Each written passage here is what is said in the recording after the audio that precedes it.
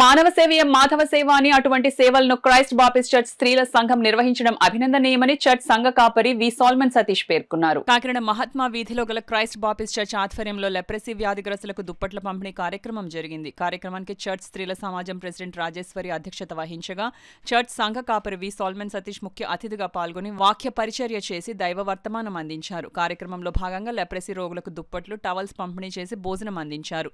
ఈ కార్యక్రమంలో చర్చ్ స్త్రీల సమాజం నాయకులు లావణ్య, సంఘం ప్రెసిడెంట్ దాసర్ ప్రసాద్, సెక్రటరీ డివిఎస్ఎన్ మూర్తి, సంఘ పెద్దలు, స్త్రీల కమిటీ, స్త్రీల సమాజం సభ్యులు పాల్గొన్నారు. ఫిబ్రవరి 2వ శనివారం మేము వాళ్ళకి భోజనం ఏర్పాటు చేసి వాళ్ళకి వస్త్రదానం చేస్తాము. 2000 సంవత్సరంలో స్థాపించబడిందండి ఇది. అప్పటి నుంచి అప్పుడు స్త్రీల పెద్దలు ఇది ఆలోచన చేసి సంఘ పెద్దల సహకారంతో అప్పటి నుంచి స్టార్ట్ చేశారు. దీన్ని మేము కూడా ఇది కంటిన్యూ చేస్తున్నాము.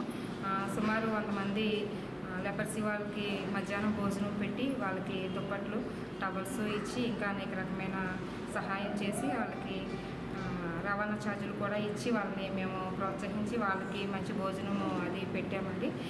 ఇది దేవుని పరిచర్య, దేవుని ఆజ్ఞలో కూడా ప్రాముఖ్యమైనది ఇది.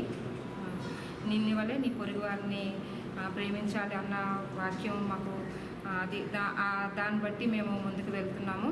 అలాగే పేదల్ని కటాక్షించితే ఎంతో ధన్యత. మరి ఆ వాక్యం పట్టుకొని మా పెద్దలు అలాగే మా దైవజనులు కూడా మమ్మల్ని ఎంతో ప్రోత్సహించి మమ్మల్ని నడిపిస్తున్నారు.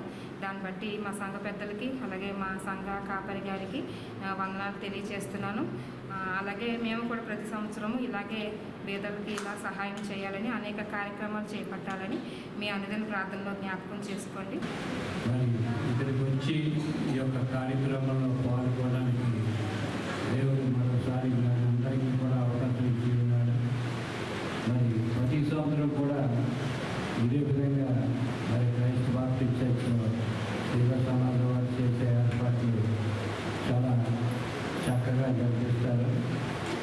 అలాగే దేవుడు మనం చేసిన మేలు బట్టి గత సంవత్సరం నుండి కూడా కాచి కాపాడి మరలా ఈ సంవత్సరం ఈ కార్యక్రమాన్ని జరిపించుకోవడానికి ఇచ్చిన అవకాశాన్ని బట్టి మరోసారి దేవుడికి తెలియజేద్దాం.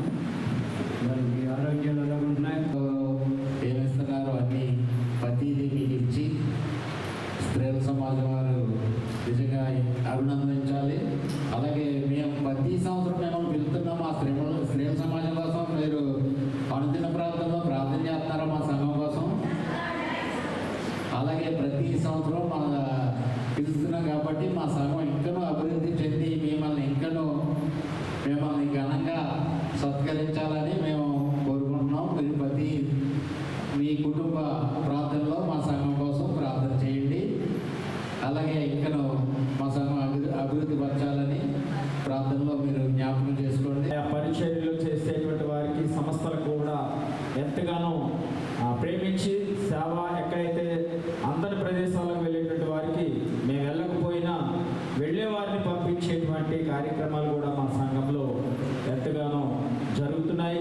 అనేక మంది అనేక ప్రాంతాల్లో సువార్త పరిచర్య చేయడానికి మా సంఘము ముందుంటుంది.